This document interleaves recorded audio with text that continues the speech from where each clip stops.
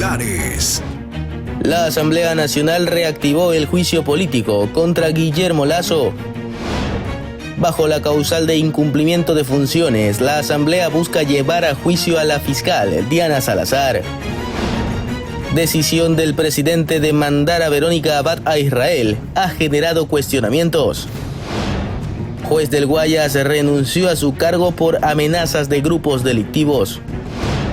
Según el gerente del Metro de Quito, este medio de transporte iniciará parcialmente sus operaciones mañana. Reportan primer caso de gripe porcina en Reino Unido. Y en los deportes, Cristiano Ronaldo protagonizó una jugada de fair play en la Champions Asiática.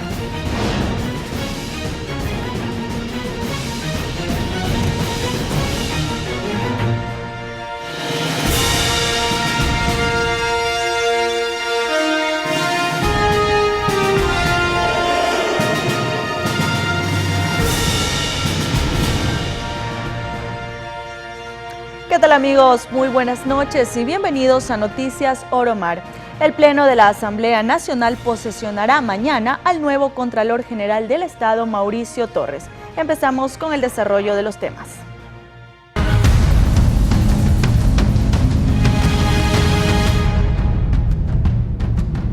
El juicio contra Guillermo Lasso será retomado en la Asamblea Nacional este miércoles. Así lo anunció el presidente del Palacio Legislativo, Henry Kronfle. Como un intento fallido para evitar ser censurado, podría calificarse la muerte cruzada decretada por el expresidente Guillermo Lasso, en vista de que la nueva Asamblea decidió retomar el juicio político en su contra. Una gran noticia para el país. Guillermo Lasso, desde nuestra bancada tenemos el criterio que tiene que ser censurado. La Comisión de Fiscalización ya no está en tratamiento de ese tema. Sin embargo, en el Pleno de la Asamblea Nacional todavía está la interpelante. Viviana Veloz, interpelante del juicio político, retomará los argumentos y también se continuará el debate donde van a intervenir algunos asambleístas. El anuncio lo hizo el presidente del Legislativo, Henry Kronfle, quien mediante un comunicado informó que este proceso se llevará a cabo este miércoles 29 de noviembre. La decisión está amparada en el artículo 93 de la Ley Orgánica de la Función Legislativa, es decir, retomar el debate previo a una resolución. Convocarnos a continuar el debate e inmediatamente proceder a la votación. Recuerden que el debate no se terminó, quedó inconcluso, habían algunos legisladores que no terminaron. Es una sesión especial en donde cada legislador solo puede participar una sola vez, sin derecho a réplica. Entonces, inmediatamente terminen los legisladores que estaban pendientes. También dice la ley que todos pueden participar, así que tienen que darle la palabra a los que quedaron pendientes y mandar a votar inmediatamente. Y es que incluso desde otras bancadas hay apoyo para que Lasso sea censurado. Que es una nueva asamblea necesita tener una contextualización y los antecedentes respectivos previo a la votación. Bueno, nos están remitiendo los expedientes con toda la información previa para obviamente tener todos los elementos. Estamos por reunirnos como bancada. En todo caso, creemos que el expresidente de la República tiene mucho por responder al país. Transcurrió poco más de 6 meses para que se volviera a retomar un juicio que dejaría al expresidente inhabilitado de ejercer un cargo público por 2 años. Anaí Vélez, Noticias Oromar. Tal y como lo habían anunciado, la legisladora del correísmo Gisela Garzón ingresó una solicitud de juicio político en contra de la fiscal Diana Salazar. Sin embargo, hay quienes cuestionan esta decisión. Lo que empezó como un anuncio ahora ya es una realidad. Gisela Garzón, asambleísta del correísmo, realizó un pedido de juicio político contra la fiscal Diana Salazar. La inseguridad es una de las preocupaciones en el país y todos los funcionarios y funcionarias de todo nivel debemos estar acorde a la situación que se requiere. Y la Fiscalía no solo que es la gran ausente, sino que además no solo que no ha precautelado la integridad de sus propios funcionarios, sino además en casos donde ha tenido que ver el narcotráfico no ha tomado nada de decisiones, ni ha tomado ningún correctivo, ni nada por el estilo.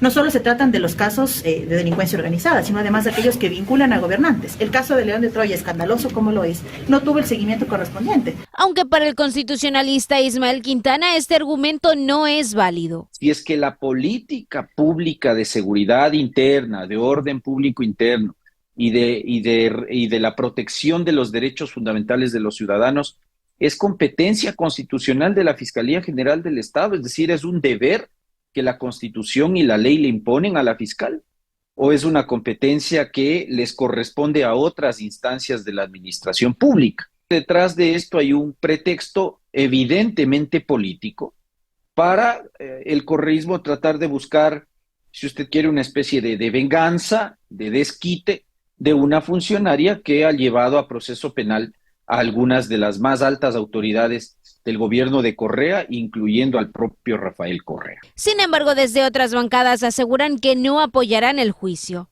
Se ha hecho algunos acuerdos, como ustedes bien saben, tenemos muchas coincidencias, pero también tenemos nuestras diferencias.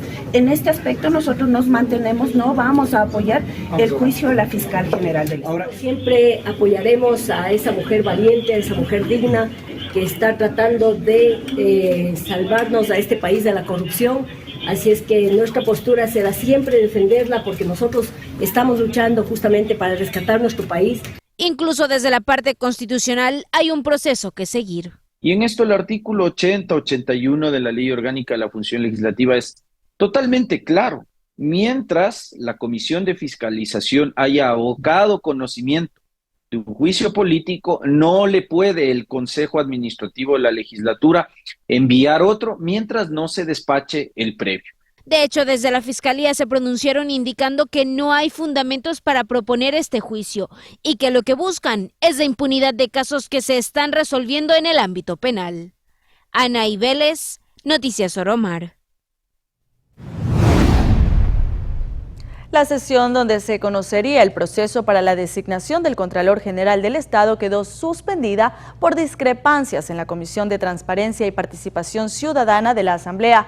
Aún así, el nuevo Contralor se posesionaría este martes 28 de noviembre.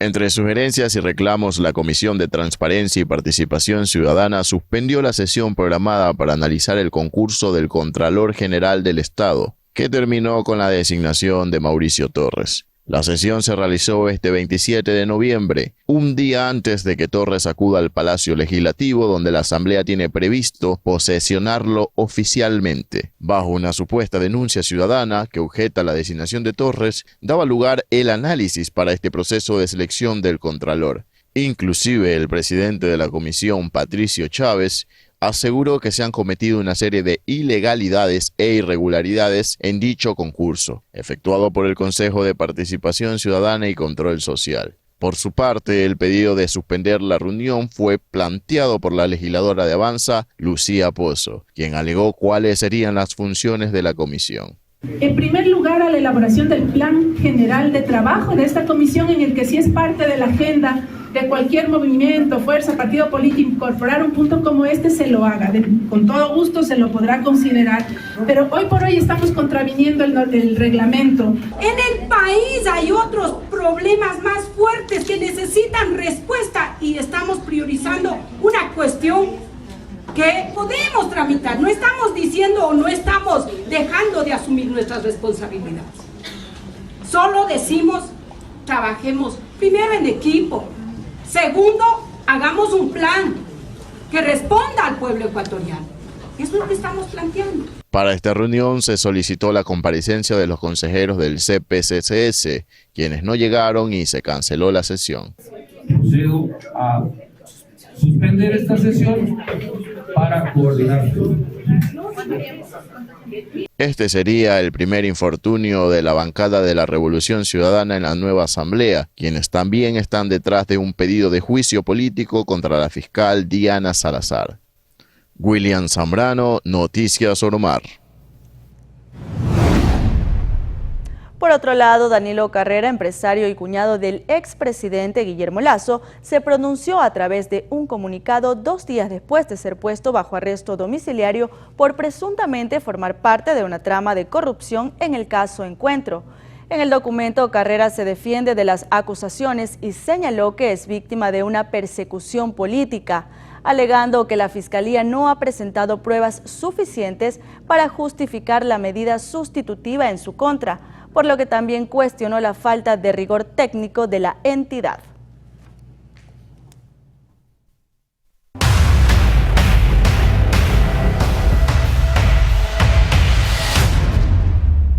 La tarde de este lunes, Juan Carlos Vega finalmente fue posesionado como nuevo ministro de Economía. En días pasados, el funcionario había mantenido algunas reuniones con miembros del gabinete del presidente Noboa y de organismos multilaterales como el Banco de Desarrollo de América Latina y el Caribe CAF. Entre las tareas pendientes de la nueva autoridad se encuentra liderar la reforma tributaria que será enviada al legislativo y buscar los recursos para financiar diciembre, el mes de mayor gasto para el Estado. Ariana Tanca es la nueva ministra de la Mujer y los Derechos Humanos. Su designación ha traído múltiples críticas, lo que la llevó a cerrar su cuenta de X, donde sumaba unos 17,000 seguidores. La politóloga guayaquileña Ariana María Tanca Maquiavelo se suma al gobierno de Daniel Noboa como ministra de la Mujer y Derechos Humanos. Tanca es licenciada en Ciencias Políticas y Relaciones Internacionales por la Universidad Casagrande. Es politóloga e investigadora y se ha desempeñado como consultora política para el sector privado. Entre el 2016 y 2018 trabajó como analista política para la Fundación Ecuador Libre, el centro de pensamiento detrás del expresidente Guillermo Lasso. También es fundadora de la Academia Escríbete, enfocada en potenciar a los profesionales a través de la redacción. El nombre de la ministra Tanca se ha tenido que enfrentar a algunos tweets que ha publicado, específicamente sobre una frase que escribió en tono irónico sobre la vicepresidenta Verónica Abad, luego que ésta fuera designada por el presidente Daniel Noboa para representar al Ecuador en el conflicto entre Israel y Hamás. Y ante las críticas, Tanca eliminó su cuenta de X para crear una completamente nueva. Mientras tanto, la ministra de Trabajo, Ivonne Núñez, aseguró que está tomando acciones en cuanto a la reestructuración de la vicepresidencia a la espera de la información de esa dependencia. El presidente Daniel Noboa ordenó al Ministerio de Trabajo y a Semplades la modificación, tomando en cuenta que Verónica Abad deberá viajar a Israel para cumplir su única función asignada. Va a implicar el cumplimiento de las normas constitucionales, como dice el decreto, de igual manera el cumplimiento de los derechos de los trabajadores y de los servidores públicos. Ustedes deben recordar que en el Ecuador tenemos una legislación que tutela a los servidores públicos. Esa legislación se conoce como la LOCEP. Y la otra legislación, que es el Código Laboral, que tutela a los trabajadores obreros. En todo caso, el decreto va a cumplir, el acuerdo ministerial va a cumplir el decreto emanado por el señor presidente de la República. La información no la tenemos completa, hemos trabajado ayer hasta altas horas de la noche, pero hay información interna de la vicepresidencia que esperamos que el día de mañana la podemos tener. Son más de 100 funcionarios, la mayoría con nombramientos, ¿podrían ir a otras carteras de Estado? No le podría decir si ese es el número, porque como me acaba de escuchar, aún no tenemos la información interna. Y una vez que el presidente Daniel Noboa asignó a la vicepresidenta Verónica Abad como colaboradora de paz entre Israel y Palestina, los criterios a favor y en contra no se han hecho esperar. Un día después de asumir el cargo, Daniel Noboa envió a su vicepresidenta a Israel. La misión del traslado de Abad fue oficializada mediante el decreto ejecutivo número 27, suscrito el 24 de noviembre de este 2023. Posterior al designio, existieron pronunciamientos de ciertas figuras políticas. Es el caso del ex canciller Mauricio Gándara, quien habló acerca del acatamiento del mismo. La función de del vicepresidente o vicepresidenta, en este caso, es la de reemplazar temporal y definitivamente. Si es temporal, es por enfermedad o por algún caso de fuerza mayor. Entonces, si el presidente se enferma, no le van a ir a buscar en Tel Aviv, pues, ¿no es cierto? La vicepresidenta dice que sería un acto de violencia que le manden a una zona de guerra, pues, entonces no aceptado. De igual forma, la prefecta de Cotopaxi, Lourdes Tibán, expresó su rechazo ante la decisión presidencial. Espero que sea una mala broma de exilio forzado, a la recién posesionada y vicepresidenta del Ecuador, escribió en sus redes sociales. Ojalá sea una noticia de mala broma, porque hemos elegido un binomio para que nos saque adelante al Ecuador entero. Aunque Verónica Abad no se ha pronunciado de forma directa, publicó un video alusivo al Día Internacional contra la Violencia a la Mujer. En parte del clip, aborda el tema. Cuando obedecemos por miedo, cuando abusando del poder te minimizan y te envían a morir a la guerra. Esta violencia deja cicatrices muy profundas, difíciles de sanar. No obstante, el primer mandatario calificó de importante designación que deberá cumplir Abad como un agente de paz. Hasta el momento, países como Estados Unidos, China, Rusia y Reino Unido apoyan la decisión. Entonces, antes de ir a pacificar en el Medio Oriente, yo creo que hay que pacificar aquí en el Ecuador, si es que es el caso. Recuerden, amigos televidentes, que pueden reprisar esta y otras emisiones informativas a través de nuestro sitio web www.oromartv.com, así que no lo piense más y síganos ahora. Con esta invitación hacemos la primera pausa y enseguida regresamos con ustedes.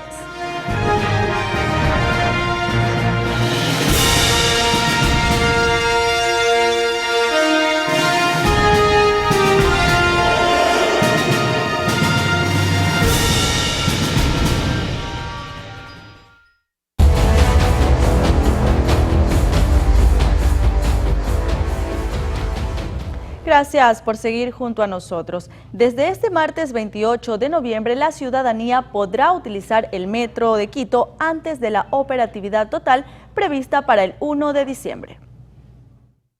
Después de meses de gestión, el Metro de Quito empezará a operar este 28 de noviembre. Sin embargo, solo podrá ser usado por 2 días antes del inicio total de funciones, es decir, el martes 28 y miércoles 29 de noviembre. 6 y las 10 de la mañana, quienes tienen validada cédula o tarjeta ciudad. No vamos a entrar todavía con el QR, ¿por qué? Porque la idea es premiar a quienes ya están con la tarjeta o con la cédula. Y el 1 de diciembre, a partir desde las 5:30 de la mañana, no será el alcalde, no será el gerente de metro, serán los 15 usuarios que lleguen primero a las estaciones, los que lleguen a inaugurar cada una de las estaciones. La empresa operadora del metro, el consorcio Metro Medellín Transdev, informó que durante esos 2 días no existirá cobro de peaje. El municipio había anunciado que el funcionamiento iba a empezar desde el viernes 1 de diciembre. Hoy estamos asegurados, y te podemos decir con mucha precisión, de que los 18 trenes están listos para su funcionamiento. Para esto tuvimos que acercarnos con la empresa que vendió los trenes, porque la administración anterior tuvo un problema que tuvo que llegar a instancias de mediación. El Metro de Quito contará con su propia aplicación móvil para que los usuarios puedan recargar saldo en sus cuentas y generar un código QR que le permita el ingreso al sistema. La cédula de ciudadanía y la tarjeta ciudad son otros de los mecanismos para poder usar el medio de transporte. Que más del 70% de transacciones se realicen de forma electrónica y que quede un 30% para hacerlo de manera física, es decir, que podamos hacerlo en taquillas y demás. Pero nuestro gran objetivo es que esta tarjeta ciudad, que hoy empieza con Metro, no solamente sirva para el Metro, sino que vamos a trabajar arduamente para que durante el 2024 se active también para el resto del sistema en superficie. Estamos hablando de buses, estamos hablando de inclusive llegar a poder pagar parqueaderos e inclusive la posibilidad de impuestos a través de impuestos de la ciudad, evidentemente, a través de la misma tarjeta. Durante este jueves 30 de noviembre, un día antes del inicio de la operación comercial, las estaciones serán cerradas a fin de que todo quede listo para el inicio de actividades. Katia Mero, Noticias Oromar. Tal como lo anunció la nueva titular del Ministerio de Trabajo, Ivonne Núñez, los acuerdos emitidos por el exministro Patricio Donoso que permitían cambios en las jornadas laborales no entrarán en vigencia. Poco después de ser posesionada en el cargo, la ministra de Trabajo del gobierno de Daniel Noboa, Ivonne Núñez, cuestionó los acuerdos ministeriales que el ex titular de la cartera de Estado dejó firmados a 2 días de entregar el puesto y que implicaban cambios en las jornadas laborales y en los tipos de contratación. Núñez calificó los documentos como de última hora y aseguró que no permitieron la publicación en el registro oficial, pero hay uno que no requería este paso para ejecutarse. Se trata del relacionado a la contratación para empleados de call centers, por lo que tomarán acciones al respecto. ¿Qué hizo el ministerio? No se publiquen. De allí nos corresponde en esta semana actuar. Hay un decreto que establece que entre en vigencia sin la publicación. Evidentemente el ministerio tiene que emitir un acuerdo ministerial dejando sin efecto ese acuerdo ministerial.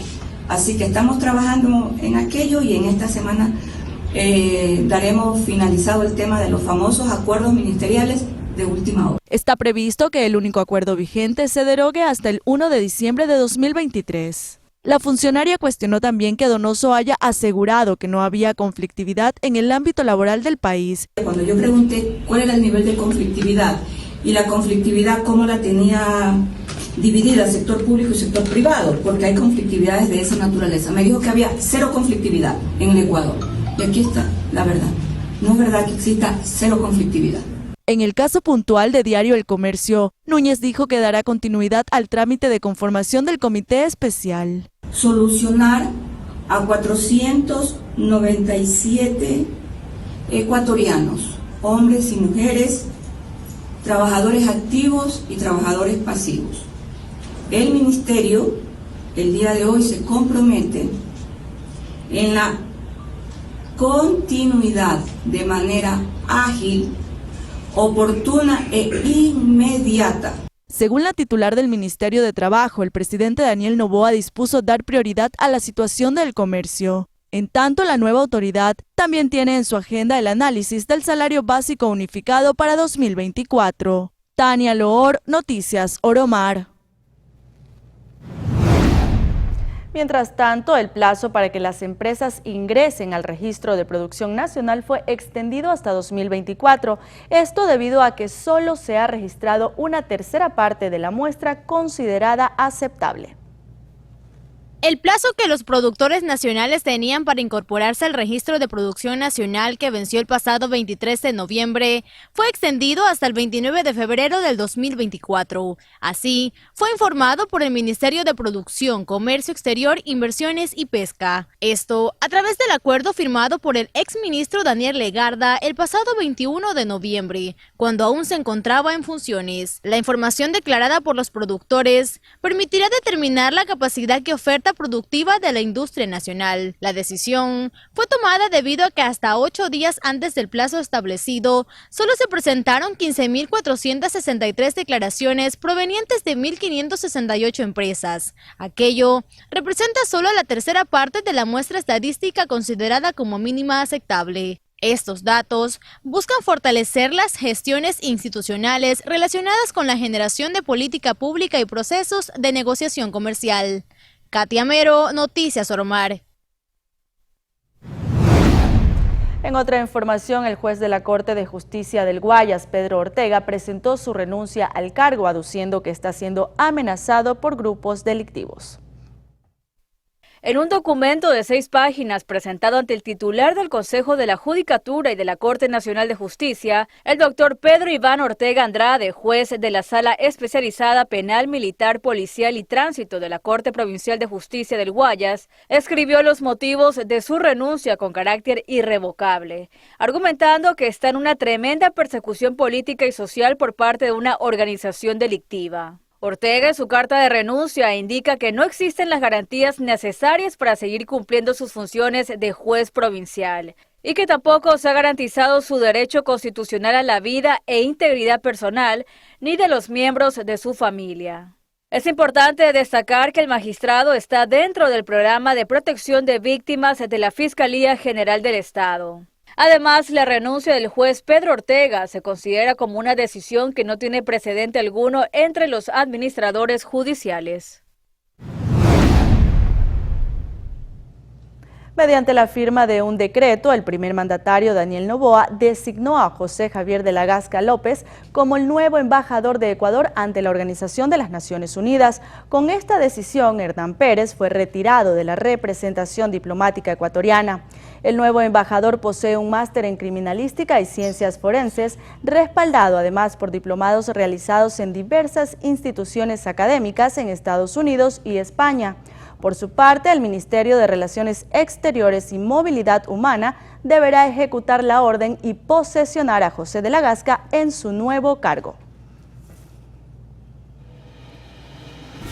Y de esta manera, amigos, nos separamos nuevamente por unos segundos, pero ya lo saben, sigan en nuestra sintonía porque en breve volvemos con más información.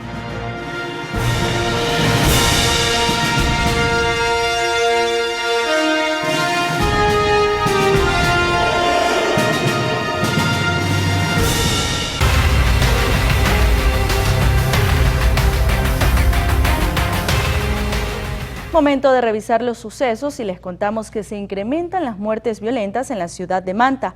Revisemos el saldo de víctimas mortales en el siguiente resumen. La noche de este domingo 26 de noviembre, cerca de las 19 horas, 2 hombres fueron asesinados en medio de un ataque armado registrado en el barrio Santana en la parroquia Eloy Alfaro. Al llamado de emergencia llegaron elementos de criminalística y DINASET de la policía para indagar lo sucedido. Terminados los procedimientos de rigor, los cuerpos fueron trasladados al centro forense para la autopsia correspondiente. No presentan antecedentes. También en el sector de indicarles que en el sector de Belo Horizonte, en Montecristi, hay una furgoneta Cherry, placas de Pichincha, color plateado, que había sido incinerada presumiblemente por los causantes de este hecho en Cuba. Son del sector, refieren moradores que son del sector, refieren. El ciudadano aquí obviamente estaba en su domicilio y es en el domicilio donde es agredido. Y en otro punto de la ciudad, concretamente en el barrio Jaime Chávez, en la parroquia de Los Esteros, un hombre de 34 años de edad, identificado como Jinson Álvarez Mera, perdió la vida tras ser baleado por presuntos sicarios. Un ciudadano de 34 años de edad, no presenta antecedentes, también recibe 3 impactos producto de arma de fuego. Ya para las primeras horas de este lunes 27 de noviembre en el barrio La Paz, sujetos armados acabaron con la vida de un hombre que iniciaba su jornada laboral en una lavadora de carros. Sino que el señor se levantó, abrió y han llegado y lo mataron, pero no se sabe por qué habrá sido. Con estos nuevos hechos violentos registrados hasta el 27 de noviembre, Manta ya suma un total de 283 muertes violentas en lo que va de este 2023. María Emilia Vera, Noticias Soromar. Esta mañana en la vía Loja a Catamayo, un trabajador de construcción de un edificio alertó sobre el hallazgo del cuerpo sin vida de Jocelyn Maritza Quesada Zarango, una joven estudiante de 24 años que había sido reportada como desaparecida desde el sábado 25 de noviembre. Según se ha dado a conocer, el cuerpo presentaba signos de violencia y tenía la cabeza cubierta por una manta. En la escena se encontraron otros indicios como las pertenencias de la víctima. Se indicó que la última vez que vieron a Jocelyn con vida fue en un programa de integración en la Universidad Nacional de Loja.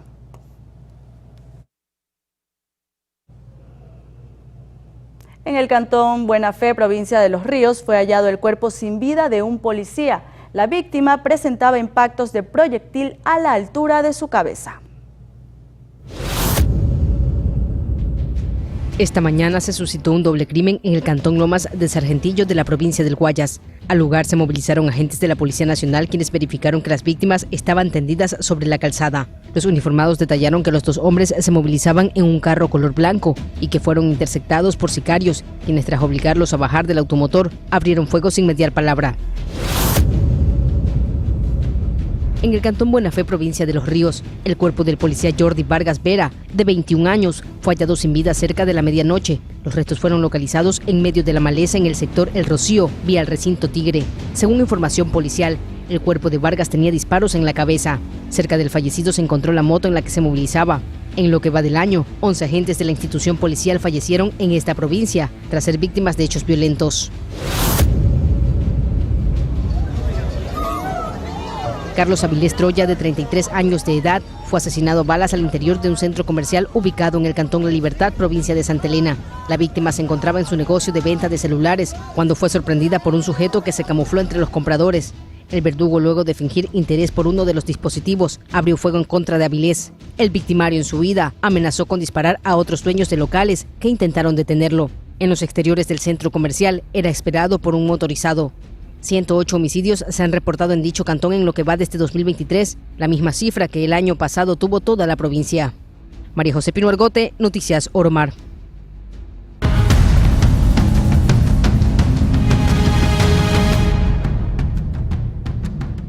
Un juez de la provincia del Oro ordenó la liberación de Enrique S., presunto cabecilla del grupo delictivo Los Lobos. Él fue uno de los detenidos en el operativo ejecutado ayer en Puerto Bolívar, Machala. Entre las evidencias decomisadas se encontraba un arma, municiones y $13.500 en efectivo. En un intento por frenar el accionar policial y de las Fuerzas Armadas, sujetos dispararon contra los agentes del orden, provocando el pánico entre los moradores y dejando un uniformado herido. La Fiscalía inició una investigación previa por defraudación tributaria. Mientras tanto, en Esmeraldas, un presunto extorsionador fue detenido por elementos de las Fuerzas Armadas. El delincuente pedía $50.000 a una familia del sector. Inclusive, para atemorizar a sus víctimas, había disparado contra una vivienda. Esto fue captado por cámaras de videovigilancia mientras realizaba sus fechorías y huía del lugar en una motocicleta. Ahora se encuentra detenido en la espera de la formulación de cargos y lo que determine la justicia.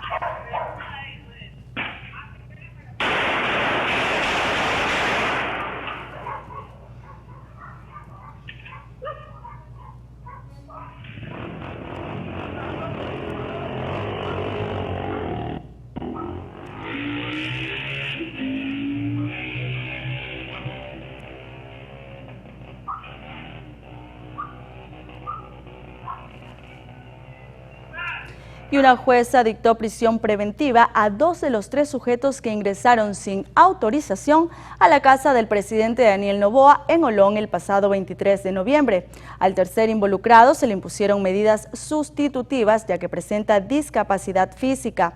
El hecho ocurrió en horas de la noche mientras Noboa posesionaba a casi la totalidad de su gabinete ministerial. Los sospechosos se lanzaron a la piscina del mandatario antes de ser aprehendidos.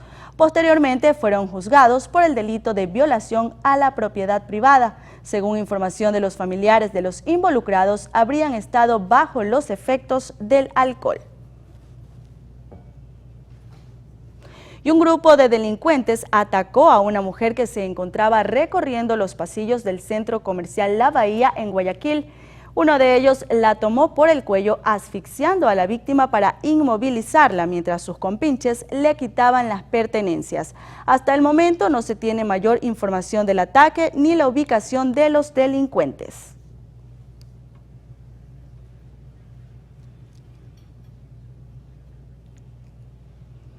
Y en Rocafuerte, provincia de Manabí, delincuentes se hicieron pasar por clientes para robar en una farmacia, mientras que en Guayaquil, sujetos detonaron un cajero automático para llevarse el dinero.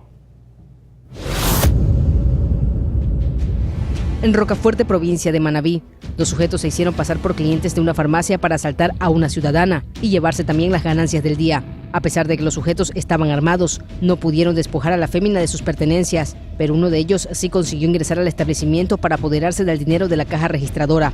El accionar duró menos de 1 minuto. La dupla se retiró del sitio con un motociclista que aguardaba metros más adelante. En Quito, varios delincuentes, entre ellos uno que tenía una maleta de delivery, asaltaron en una gasolinera ubicada en el sector Eloy Alfaro. Los asaltantes, quienes se movilizaban en moto, arribaron a la despachadora de combustible y a la voz de "esto es un asalto", desvalijaron a todos los trabajadores. En medio del accionar, una de las víctimas fue agredida. A las 4 de la madrugada de este lunes 27 de noviembre, una fuerte explosión alarmó a quienes viven en la autopista Narcisa de Jesús en el norte de Guayaquil. Delincuentes con tanques de gas y usando finas mangueras ingresaron por la rejilla de un cajero automático la mezcla explosiva y detonaron uno de los 3 equipos que estaba en la estación de servicio. El cajero quedó destruido, sin embargo el dinero no habría sido robado, indicaron policías horas después del hecho. Se conoce que desde el 2020 al menos se han reportado 58 robos a cajeros automáticos. Esto a pesar de que cada vez más entidades bancarias aplican la tecnología del entintado de billetes para evitar estos ataques. María José Pino Argote, Noticias Oromar.